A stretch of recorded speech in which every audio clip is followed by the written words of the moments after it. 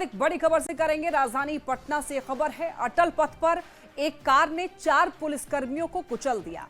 अस्पताल में इलाज के दौरान एक महिला सिपाही की मौत हो गई, जबकि 3 पुलिसकर्मी घायल हो गए। वारदात एसके पुरी थाना क्षेत्र की है। दरअसल पटना पुलिस वाहन चेकिंग अभियान में लगी हुई थी। बुधवार रात 10:30 बजे से लेकर के 12:30 बजे तक ये विशेष अभियान शुरू किया गया था। इस बीच देखिए 90 किलोमीटर प्रति घंटे की रफ्तार से एक कार ने अपने आगे की गाड़ियों को टक्कर मारी और साथ ही साथ रोकने के दौरान पुलिस वालों पर गाड़ी चढ़ा दी गई। वारदात की सूचना पर पटना एसएसपी अवकाश कुमार खुद घटनास्थल पर पहुंचे और घायलों को अस्पताल में भर्ती कराया। बता दें आपको, एसएसपी ने यह बताया कि पुलिसकर्मियों को टक्कर मारने वाला फरार हो गया है, जिसकी गिरफ्तारी के लिए छापेमारी शुरू कर दी गई है।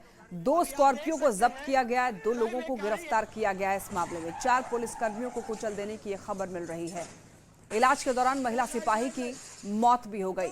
बताते चले आपको, वारदात का एक वीडियो वायरल हो रहा है, जिसमें आप खुद देखेंगे कि पुलिस वाले किस तरीके से डर के मारे वहां से भागते हैं। जिस रफ्तार से वो गाड़ी आ रही थी उसने तबाही मचाई, कई लोगों को अपने चपेट में ले लिया। कई पुलिस वाले घायल हो गए। एक महिला सिपाही की तो इलाज के दौरान मौत हो गई, जबकि 3 पुलिसकर्मी घायल हैं, उनका इलाज किया जा रहा है। पटना से ये खबर, और इस वीडियो को देखने के बाद आप ये समझ पाएंगे कि किस तरीके से यहाँ पर रैश ड्राइविंग की जाती है। यहाँ पर कितनी खतरनाक ड्राइविंग लोग कर रहे हैं, जिससे पुलिसकर्मी की मौत हो गई है। एक महिला सिपाही की मौत हो गई है। 4 पुलिस वालों को रौंद दिया, जिसमें कुछ लोग घायल हुए हैं। अब इस मामले में देखिए बताया जा रहा है कि 2 लोगों की गिरफ्तारी हुई है। 2 स्कॉर्पियो को भी जब्त किया गया है। अब इस पर कड़ी कार्रवाई की जाएगी, क्योंकि इस घटना के बाद अब कड़ी कार्रवाई करने की जरूरत है, क्योंकि तभी लोग अब सबक सीखेंगे कि रैश ड्राइविंग का नतीजा क्या होता है। खराब ड्राइविंग की वजह से सड़कों पर चलने वाले आम लोगों को कितना नुकसान होता है।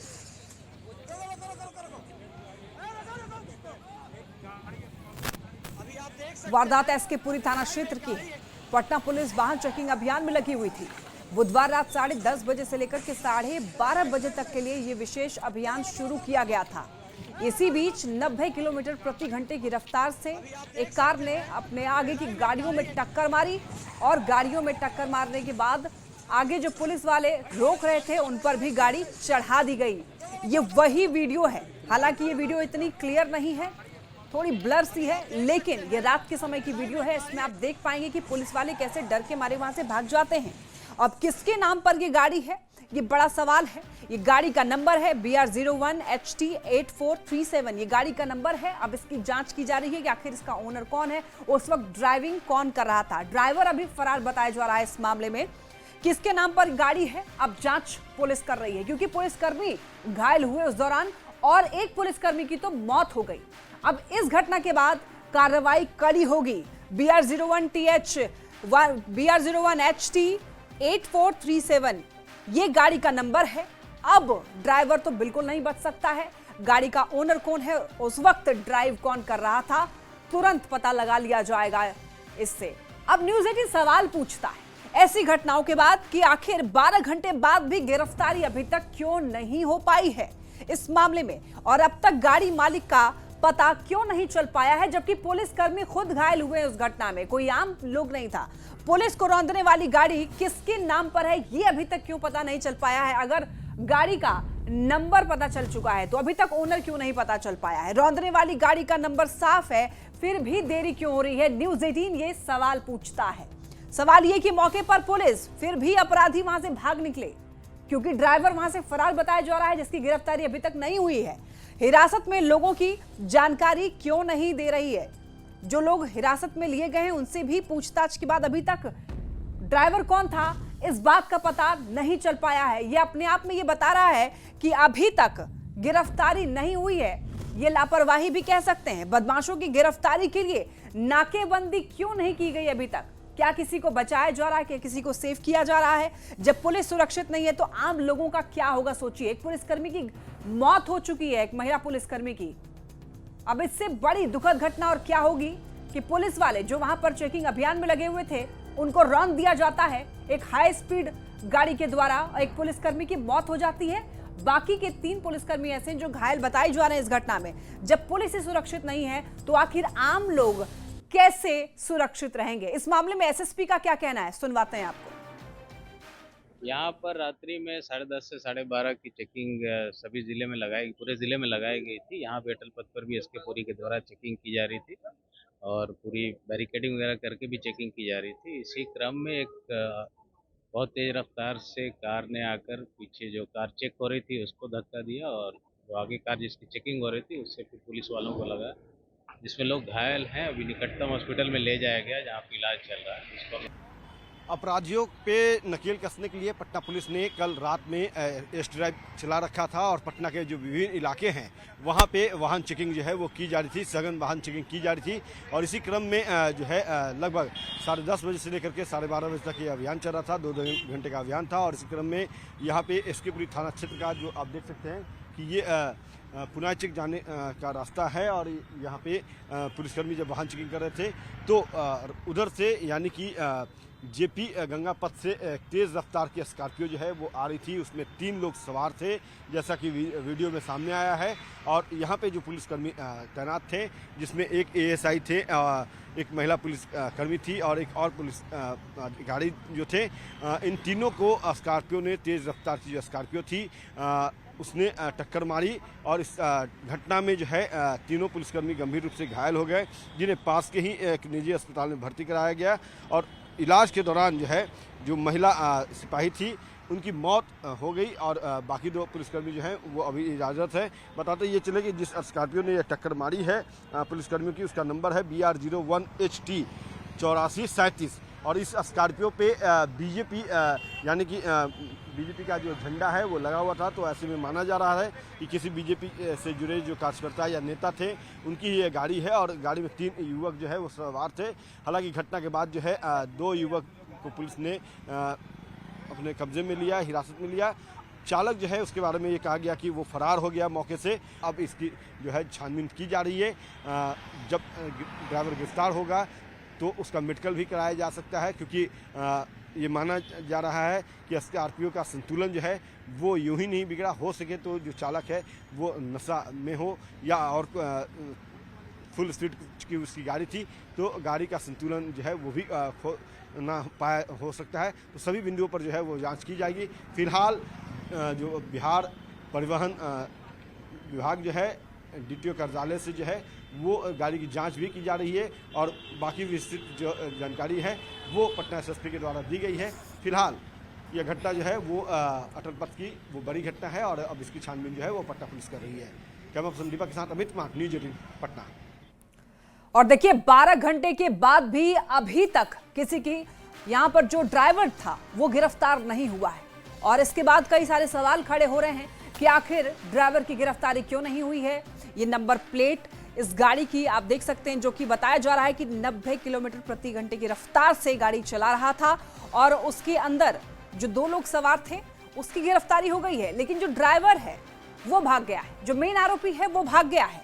और सोचिए वहां पर उस वक्त पुलिस भी मौजूद थी, फिर भी ड्राइवर भागने में सफल रहा। ये पुलिस की नाकामी है कि वो वहां से भागने में सफल रहा है और 12 घंटे के बावजूद अभी तक गिरफ्तारी नहीं हो पाई है। नंबर प्लेट अब पुलिस के पास है और नंबर प्लेट के जरिए ओनर का पता लगाया जा सकता है, कौन ड्राइव कर रहा था ये भी पता लगाया जा सकता है, जिनकी गिरफ्तारी है उनसे पूछताछ की जा सकती है और नाकेबंदी भी नहीं की गई। ये कई सारे सवाल हैं जो कि उठ रहे हैं इस घटना के बाद। ज्यादा जानकारी के लिए न्यूज़ 18 संवाददाता हमारे साथ जुड़ रहे हैं संजय। देखिए 12 घंटे के बाद भी अभी तक ड्राइवर की गिरफ्तारी नहीं हुई है। नंबर प्लेट मिल जाने के बावजूद अभी तक पता लगाया नहीं जा सका है, आखिर देरी क्यों हो रही है? देखिए नंबर प्लेट के आधार पर ड्राइवर की अरेस्टिंग कैसे हो सकती है? नंबर प्लेट के आधार पर गाड़ी जो मालिक है, गाड़ी ओनर है, उनकी अरेस्टिंग हो सकती है। तो गाड़ी ओनर को तो अरेस्ट कर लिया गया है। जो विजुअल चल रहा है न्यूज़ 18 पर, जिन 2 लोगों की गिरफ्तारी हुई है उसमें गाड़ी मालिक भी शामिल है जो दुर्घटना के वक्त गाड़ी में बैठा हुआ था। तो ऑलरेडी उसको अरेस्ट कर चुकी है पटना पुलिस। पटना एसएसपी से न्यूज़ 18 की बातचीत हुई है। एसएसपी ने कहा कि थोड़ी देर में ये गाड़ी किनकी है, उनका क्या नाम है, इसकी विस्तृत जानकारी मीडिया को दी जा रही है। फिलहाल सारी चीजों को लेकर पटना पुलिस थोड़ी देर में आधिकारिक बयान देगी। तो गाड़ी का ऑनर जो ऑलरेडी अरेस्ट किया जा चुका है। ये बात सही है कि जिस ड्राइवर ने जो रफ ड्राइविंग किया है और वो एब्सकॉन्ड कर रहा है, उसकी अरेस्टिंग गाड़ी मालिक से पूछा गया है कि वो कहाँ कराने वाला है, क्या है। इस आधार पर पुलिस उस इनपुट पे काम कर रही है। तो फिलहाल ड्राइवर एब्सकॉन्ड कर रहा है, वो फरार चल रहा है। संजय, जिसकी गिरफ्तारी हुई है, क्या उन लोगों से पूछताछ हुई है अभी तक कि वो ड्राइवर कौन था? बिल्कुल बिल्कुल, उनसे पूछताछ हुई है, उनसे जानकारी ली गई है कि ड्राइवर कहाँ का रहने वाला था, वो किस जगह का। इस आधार पर उस इनपुट पे पटना एसएसपी ने कहा कि पटना पुलिस काम कर रही है और उसकी जल्द से जल्द गिरफ्तारी जो है वो सुनिश्चित की जाएगी। तो ऑलरेडी जो ऑनर है वो अरेस्ट हो चुका है। थोड़ी देर में, बस थोड़ा सा इंतजार कीजिए, उसका नाम भी सब आ जाएगा सामने, कहाँ का रहने वाला है, कैसे क्या हुआ, सारी चीजों की जानकारी मिल जाएगी। उसकी जांच भी करवाई गई है कि क्या स्कॉर्पियो पे जो लोग सवार थे, और इसने जो वहां पर पीछे से एक स्कॉर्पियो को धक्का मारा था, वहां पर 2 स्कॉर्पियो को पुलिस ने ऑलरेडी जब्त किया हुआ है। तो 2 गाड़ियां जब्त की गई हैं। जो मालिक है गाड़ी का वो अरेस्ट हो चुका है।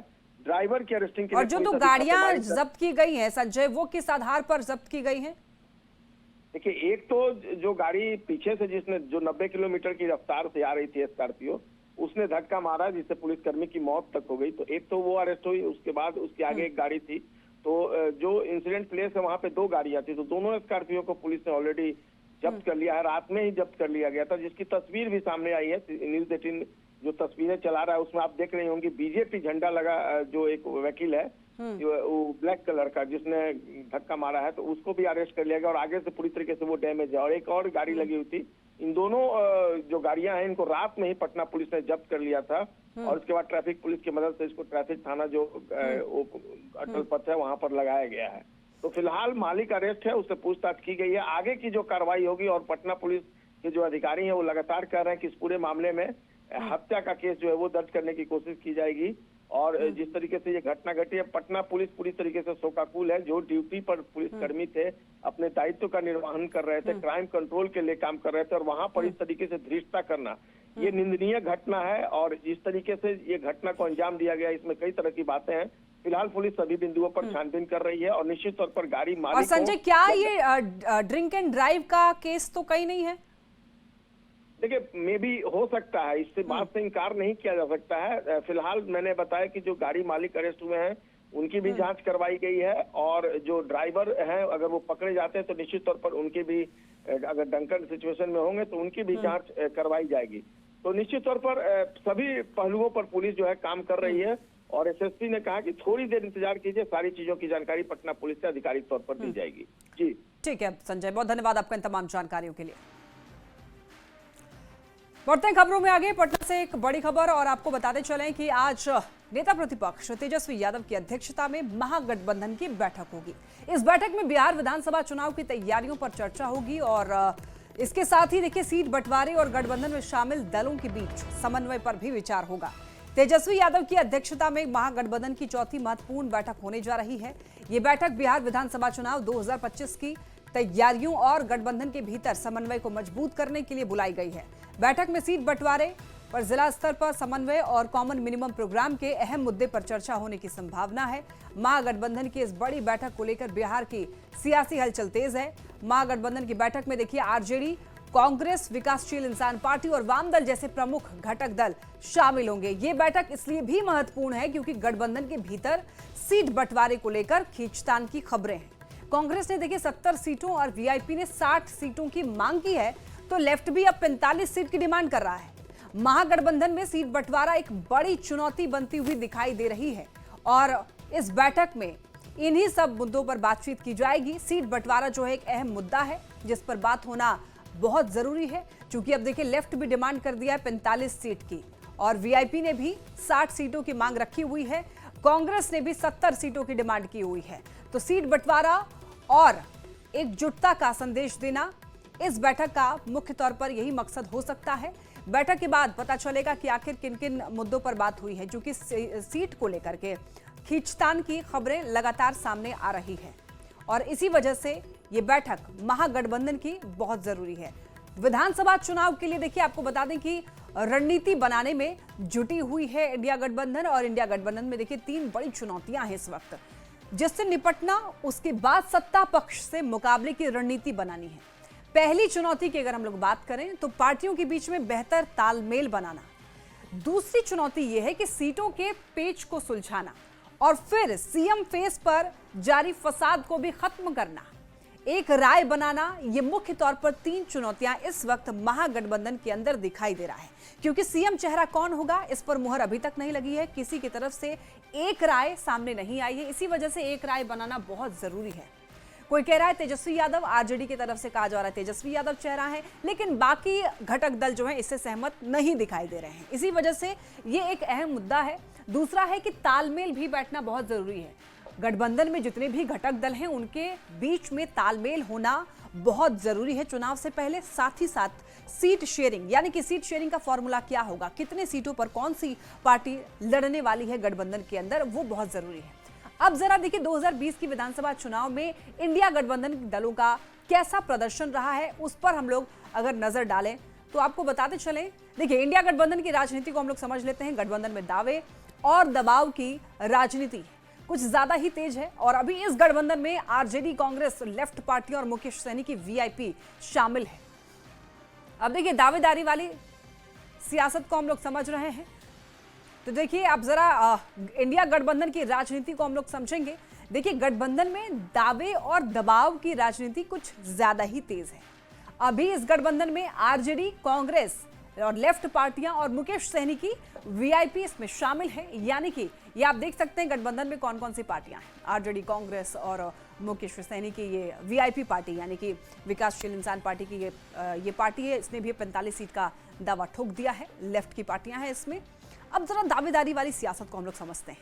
लेफ्ट के दल जो हैं वो 45 सीट मांग रहे हैं, कांग्रेस को 70 सीट चाहिए, तो वीआईपी की डिमांड है 60 सीटों की। मतलब ये हुआ कि 243 सीटों में से 175 सीटों पर इन 3 दलों ने दावा ठोक दिया है। तो ऐसे में सवाल यह है कि क्या आरजेडी महज 68 सीटों पर चुनाव लड़ेगा, जो कि गठबंधन की सबसे बड़ी पार्टी है? क्या उसके पास इतने कम सीट होंगे चुनाव लड़ने के लिए? तो आप समझ सकते हैं कि यहां पर मुश्किलें कितनी ज्यादा है और इसी वजह से बैठक होना बहुत जरूरी है और बैठक में तालमेल बनाना एक अहम मुद्दा है। साथ ही साथ सीट शेयरिंग का फॉर्मूला क्या होगा, इस पर अभी बात होगी। तो देखिए ये देखिए आरजेडी, कांग्रेस और left party VIP plus RLJP संभावित है 18 सीट, 145 सीट आरजेडी, कांग्रेस को 50 सीट। ये बताया जा रहा है कि संभावित फॉर्मूला ये हो सकता है, यानी कि टेंटेटिव है ये फॉर्मूला, ये अभी इस पर मुहर नहीं लगी है। बताया जा रहा है कि आरजेडी 145 सीट पर चुनाव लड़ सकती है, कांग्रेस को 50 सीट मिल सकती है और लेफ्ट पार्टी को 30 सीटें दी जा सकती हैं। और उसके बाद जो सीटें हैं वीआईपी और आरएलजेपी को बताया जा रहा है कि 18 सीट मिलने की संभावना है। ये संभावित फॉर्मूला है इंडिया गठबंधन का कि इस फॉर्मूले पर चुनाव इस बार विधानसभा चुनाव लड़ सकता है ये गठबंधन। और अब एनडीए की बात करें हम लोग, तो यहाँ पर एनडीए और इंडिया गठबंधन का देखिए क्या है। यहाँ पर आप समझ सकते हैं किसको वोट प्रतिशत कितने मिले थे, ये भी आप समझ सकते हैं। ये एनडीए का है। घटक दल बीजेपी को 19.46%, आरजेडी और यहाँ पर देखिए जेडीयू को 15.39%, कांग्रेस का 9.48% और आरजेडी का 23.11%। ये वोट प्रतिशत हमने आपको दिखाया, यानी कि आरजेडी का सबसे ज्यादा है। इंडिया गठबंधन और एनडीए गठबंधन वाइज अगर आप देखिए तो वहां पर 45.47 वो एनडीए का है वोट प्रतिशत और 36.51% ये है इंडिया गठबंधन का। और एनडीए को इंडिया से देखिए 8.96% अधिक वोट मिले और इससे आप समझ सकते हैं कि इस बार क्या हो सकता है। आरजेडी 22.14%, बीजेपी 20.52 और 18.52 जेडीयू का ये वोट प्रतिशत है। कांग्रेस का 9.20%, एलजेपी-आरवी का 6.47 और लेफ्ट की पार्टियों का 5.17%। तो इससे आप ये समझ सकते हैं गठबंधन में सीटों पर किस तरीके से अभी चर्चा होनी बाकी है। देखिए बिहार विधानसभा चुनाव से पहले राजनीतिक दल